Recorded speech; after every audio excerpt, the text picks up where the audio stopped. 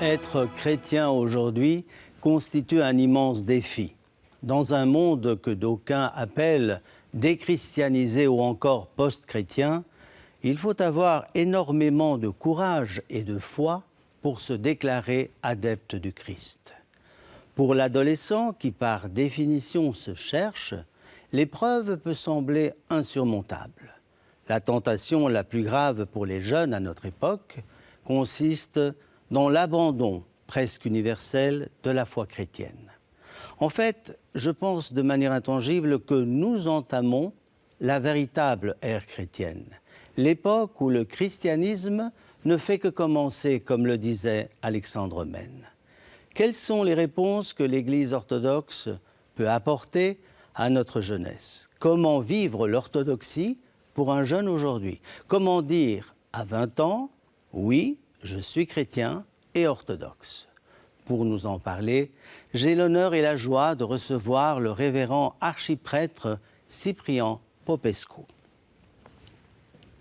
Révérend Père, merci. Soyez le bienvenu. Merci. Allons nous asseoir.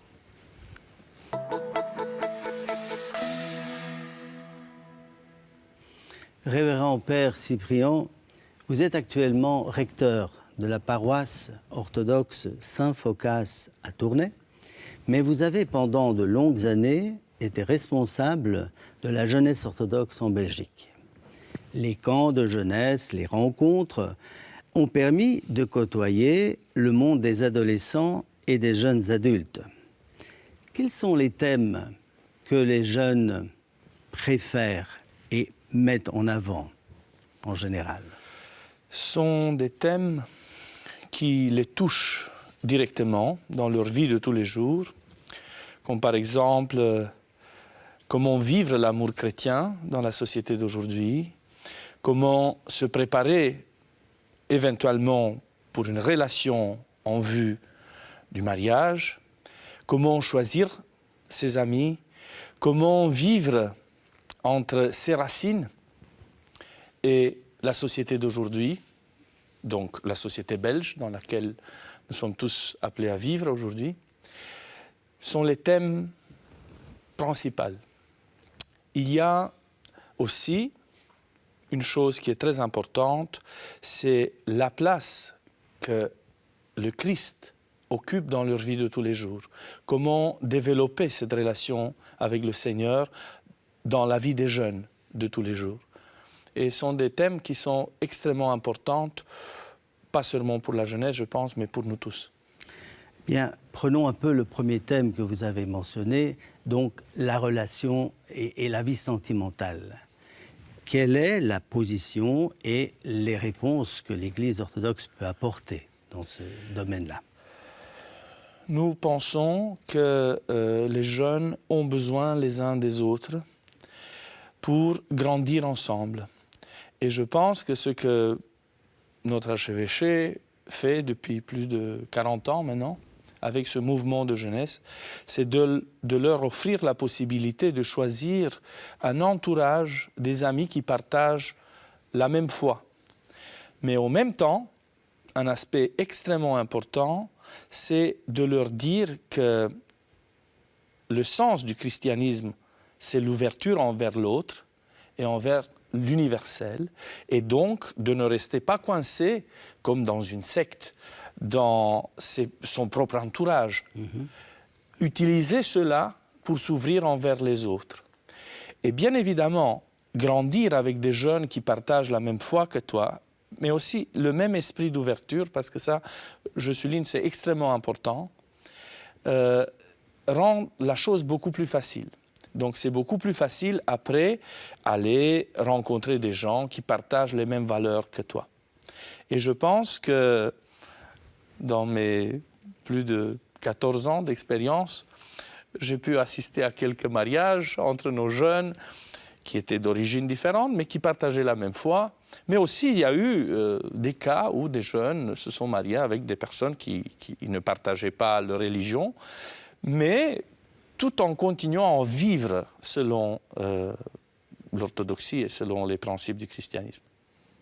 Nous savons effectivement que dans la société belge, nous avons énormément de mariages qu'on appelle mixtes, donc de personnes de confessions différentes, chrétiennes en général. Est-ce que l'Église a une position bien précise vis-à-vis de ces situations-là? Moi, je pense que c'est l'évêque de lieu qui doit analyser chaque cas, mais je pense que l'ouverture et le soin de chaque chrétien orthodoxe qui demande un mariage mixte doit primer, et il prime. Parce que si on regarde un peu les registres du mariage dans tous nos paroisses, on voit clairement qu'il y a une tendance de, je ne veux pas m'avancer à des chiffres, mais on dépasse 50% de mariages mixtes. Et donc c'est un signe que voilà, l'Église n'abandonne pas, mais accompagne. Et c'est vraiment une caractéristique de notre pastorale, ici en Europe occidentale, où nous avons affaire à des gens qui quittent des pays souvent majoritairement orthodoxes pour vivre dans une société qui est multiculturelle et où le christianisme est une minorité. Et c'est à nous de leur dire que c'est une situation extrêmement positive pour leur vie spirituelle, parce que de temps en temps, ça fait du bien avoir l'humilité de voir autour de soi les autres et se dire que peut-être notre mission, ici en Occident, c'est de voir combien les autres peuvent nous apporter et combien Dieu peut nous parler à travers ceux qui ne partagent pas notre religion. Et je pense que le mariage mixte, c'est une voie royale pour cela, parce qu'on rencontre les familles. Oui. Il y a des familles qui sont, qui n'ont jamais eu un contact avec l'Église orthodoxe, qui viennent assister au service de mariage. Et donc, il y a la possibilité d'avoir un vrai dialogue avec tous ces gens et aussi faire connaître l'Église orthodoxe, mais aussi être prêt à recevoir d'eux tout cela. Pendant toutes vos rencontres avec les jeunes, est-ce qu'il y a eu des questions, des sujets qui étaient soulevés, qui considérés comme tabous et que les jeunes pouvaient, en tout cas, discuter? Et qu'est-ce que vous, en tant que prêtre, pouviez répondre à ça? Depuis le début, nous avons hérité une tradition extraordinaire. Depuis les années 80, quand le révérend père Dominique Verbeek a commencé à organiser, ensemble avec d'autres jeunes de l'époque, le mouvement de jeunesse, ils ont consacré une place particulière au sacrement de la confession. Publiquement, bien sûr, on pose des questions pour casser les tabous, mais les jeunes ont vraiment la possibilité d'aller se confesser et donc avoir un dialogue sur tous les sujets qui peuvent être considérés tabous et qui touchent à leur vie avec un prêtre qui est là pour eux. Et souvent, ce sont des moines qui assument cette tâche, mais bien sûr, il y a des prêtres qui sont mariés et qui sont là aussi, donc qui peuvent répondre. Et je dois dire que pendant toutes ces années, j'ai pu constater de la part des jeunes une grande pudeur par rapport à tous ces sujets qui peuvent devenir des sujets de scandale ou tabous. Et alors, ils préféraient garder tout ça pour la confession. Et alors, bien sûr, on a eu 2-3 cas où on a parlé ouvertement sur quelle était l'opinion de l'Église envers des choix, par exemple, de vie personnelle. Et bien sûr, on a fait cela parce que la personne était concernée en direct. Et donc la réponse était la réponse que la porte est ouverte pour tous et l'amour de Dieu est incommensurable. Et je dois dire que c'était la bonne réponse qu'un moine l'a donnée de Montatos. Et je dois dire que c'est ça la position de l'Église orthodoxe. C'est l'amour miséricordieux de Dieu qui est là pour accueillir tout le monde. L'amour de Dieu sans limite, qui accepte et qui exactement accueille l'autre sans aucune critique et sans aucun jugement. On a souvent critiqué, Père, l'Église comme une institution sclérosée, empêtrée dans des traditions, des rituels et ne laissant aucune liberté à l'imagination. Or, on sait que l'adolescent, c'est justement ce sentiment ce désir plutôt de liberté qui fait sa caractéristique. Le monde commence à s'ouvrir à lui et le sentiment de pouvoir tout faire le transporte, le transcende. Quel écho peut-on donner à ce sentiment de liberté sans limite? Comment peut-on justement répondre à cela? C'est une question extrêmement difficile. Donc, la seule chose que je peux vous dire, c'est que à cela, pendant 14 ans, quand j'étais là avec les jeunes pour les rencontres qu'on organisait, je faisais que leur montrer une autre direction, pas vers l'extérieur, mais vers l'intérieur, vers leur cœur, vers tout ce qu'ils ont de plus profond en eux, qui parfois est délaissé parce que grâce à cette magnifique liberté que nous avons tous, on est tenté d'aller beaucoup trop vers l'extérieur et se perdre. Mm-hmm. Et donc, pour contrebalancer cela, l'Église nous invite tous à cette introspection, revenir en soi, comme le Fils prodigue, revenir à soi-même, essayer de voir si on retrouve un grand vide ou bien si on se retrouve vraiment. Et je dois dire que c'est un exercice qui est extrêmement simple finalement, parce que ça leur offre la possibilité, pas d'un choix, mais d'une alternative qui est plus spirituelle et qui probablement va pouvoir les aider à vivre différemment leur liberté quand ils vont vers l'extérieur. Et on a souvent affaire à des jeunes qui ont, dans leur famille, qui ont connu le Christ. Mais aussi, on a affaire à des jeunes convertis qui ne proviennent pas nécessairement des familles chrétiennes, mais qui ont connu le Christ et la tradition et la spiritualité orthodoxe, très intéressant à travers leurs amis. Et donc, c'est toujours l'entourage qui joue un rôle essentiel. Bien sûr, les jeunes n'aiment pas un cadre ossifié, mais ce qu'ils ont besoin, c'est d'avoir des réponses claires et pleines d'amour à tous leurs problèmes. Et je pense que parfois, le cadre qui est assez bien délimité dans l'orthodoxie, tous les offices que nous avons, qui sont des offices qui sont extrêmement bien cadrés, tous les rites que nous avons, ça peut aider à aller vers soi-même beaucoup plus facilement que voilà, juste parler et aller vers l'extérieur. Tout à fait.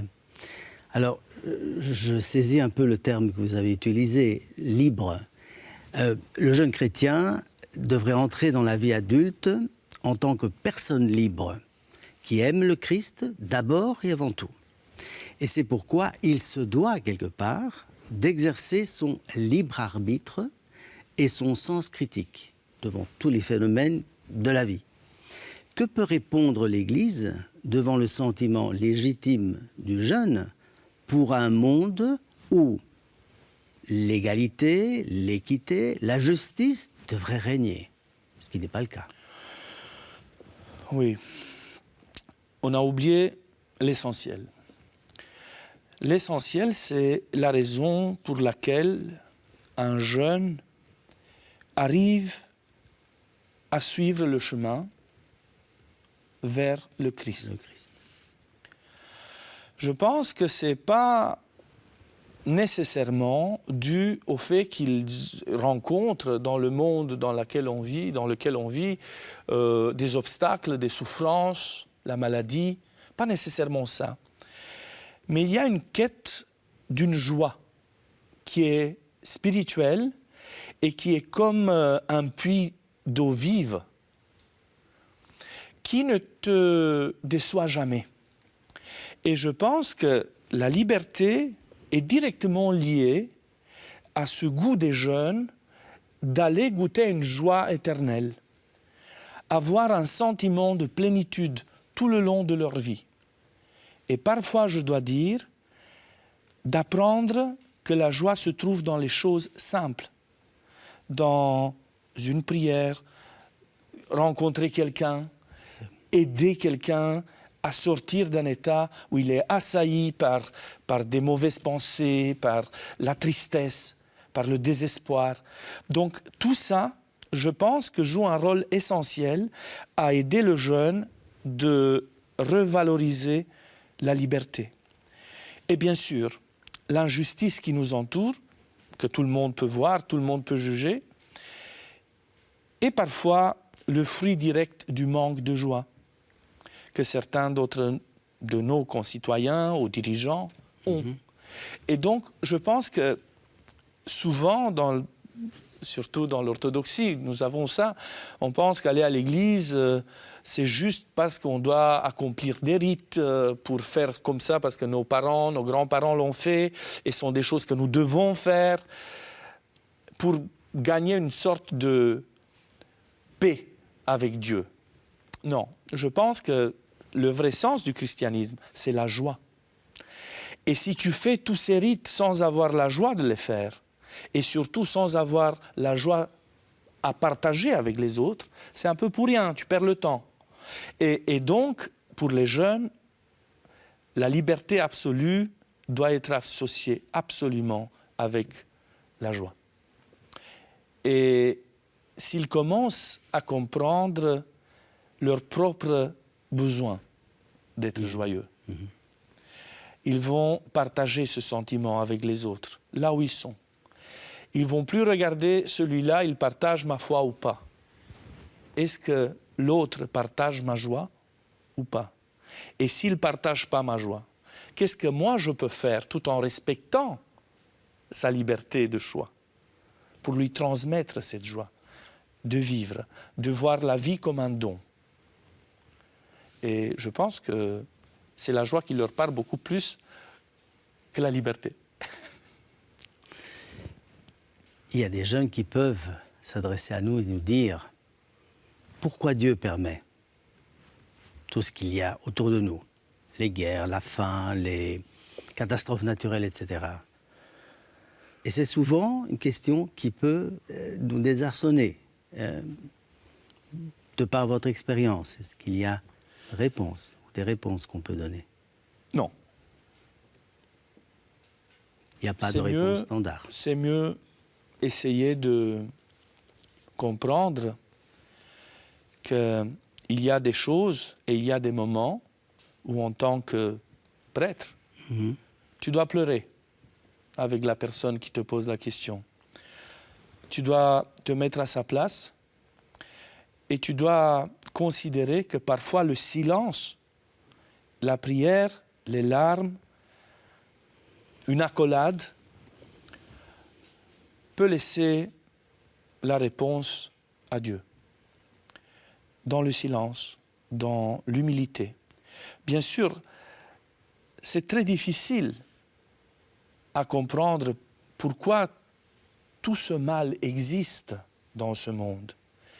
Mais qu'est-ce que c'est extraordinaire de vivre tout cela comme un chemin de croix vers la résurrection. Et s'il n'y a plus d'espoir, et on croit que tout finit au tombeau et dans la souffrance, en tant que chrétiens, nous ne devons jamais oublier que notre Seigneur nous a ouvert la voie de la résurrection. Et cette résurrection, si nous ne l'assumons pas, nous n'allons jamais apprendre à vivre notre vie dans les contraintes de la mort et de la souffrance que nous voyons et nous constatons tous les jours. Bien sûr, nous pouvons tout faire pour améliorer cela, pour prévenir et essayer de guérir ce monde qui souffre. Mais je pense que la foi et surtout la vie que nous recevons est éternelle. Elle vient de Dieu pour aller vers Dieu. Et c'est ça le sens de notre vie de chrétien et le sens de la résurrection. Parlons un peu d'autre chose, de l'éducation religieuse. Est-elle importante pour les jeunes? Comment les jeunes réagissent à l'éducation religieuse? Doit-elle rester dans la sphère du public ou, comme certains le veulent, être confinée dans la sphère privée, d'après vous? Je sais que ce sont des questions très vastes, mais juste une réponse. Je pense que dans l'Église, nous sommes tous touchés par Dieu quand nous arrivons à rencontrer un Père. Et cette figure et cette expérience de la rencontre avec un Père spirituel est la théophanie qui nous change la vie. Personne ne peut provoquer cela, à part Dieu. On ne sait pas quand ça a lieu, mais une fois que tu es touché par cette grâce de la rencontre avec une personne extraordinaire, qui est pour toi l'incarnation du message divin,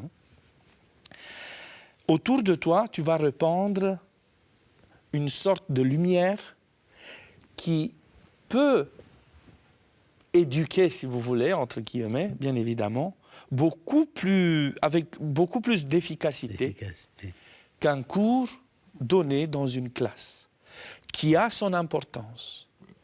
Parce que les cours de religion à l'école doivent aider les enfants à comprendre les bases de la religion, l'histoire, la culture, ce que ça a produit, mais en même temps doivent ouvrir la porte vers une expérience, parce que la religion est expérience.